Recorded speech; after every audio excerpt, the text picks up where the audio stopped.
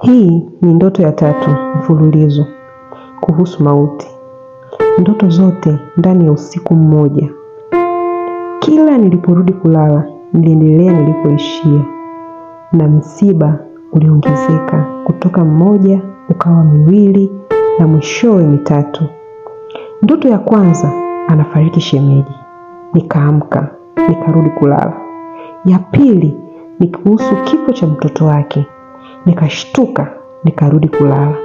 Ya 3 ni kuhusu kifo cha mdogo wake shemeji. Nikashtuka, nikakaa kitandani. Ndoto 3 mfululizo kuhusu msiba kwenye nyumba ya dada. Nikaangalia muda ni saa 8 usiku. Nikajua hapa kuna jambo la kulifanyia kazi kwenye ulimwengu wa roho. Niliamka na hofu, hasa nikijua Mungu hunionyesha vitu vijavyo kwenye ndoto. Nikakaa kitandani, nikajua uzito wa ndoto hii. Nikasikia agizo moyoni mwangu kusali. Nikaanza kusali, nikikemea na kukemea na kuvunja na kusambaratisha kwa jina la Yesu. Lakini kila nilivyozidi kusali, hofu ilizidi kuongezeka. Nilikuwa nasali kuuga kama vile hivyo vitatokea kweli. Nikazidi kuomba rehema na msaada wa Mungu kama vile ibilisi akiamua anaweza kufanya kweli. Nilipangua mipango ya ibilisi, lakini hofu ilikuwa juu. Mapigo ya moyo yakienda kasi, nikiombea nyumba ya dada yangu.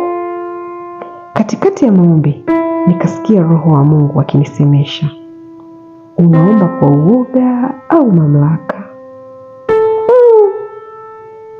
Hapo nikajua nilikuwa naomba kwa hofu, kama vile shetani ana mamlaka ya kuleta kifo kwenye nyumba ya dada. Kitu ndani yangu kikabadilika, nikapata ujasiri, nikaanza kuomba kwa mamlaka.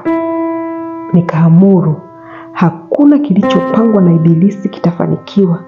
Nikatamkia ulinzi kwa familia ya dada. Nikatamkia baraka na maisha marefu kwenye familia yake. Nikatamka kuwa mipango imefichuliwa na haitofanikiwa. Muda huu nilikuwa nasali kwa ujasiri, imani na uhakika kwamba jina la Yesu ndio jina kuu lenye ushindi na mamlaka juu ya mbingu, nchi na chini ya nchi. Sikutaka utani na shetani tena. Nikamnyamazisha na kusimamia neno la Mungu juu ya ushindi wa vita zetu. Ni mara ngapi tunasali kwa hofu na uoga, kama vile shetani ana mamlaka? Lakini Roho wa Mungu anataka tusali tukijua tuna mamlaka ya kukanyaga nge na nyoka na kumsambaratisha adui kutokana na nguvu tuliyopewa na Yesu Kristo.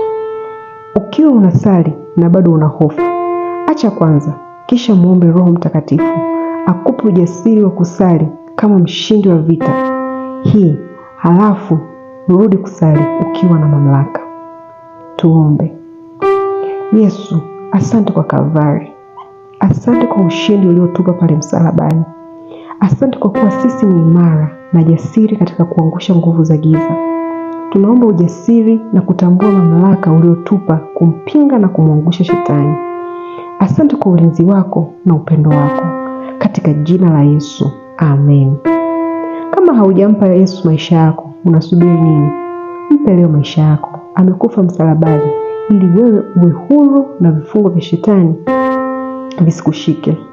Sema nami, Bwana Yesu, nakiri mimi ni mwenye dhambi. Nakupa leo maisha yangu.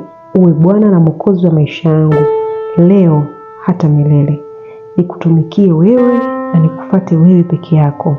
Amen.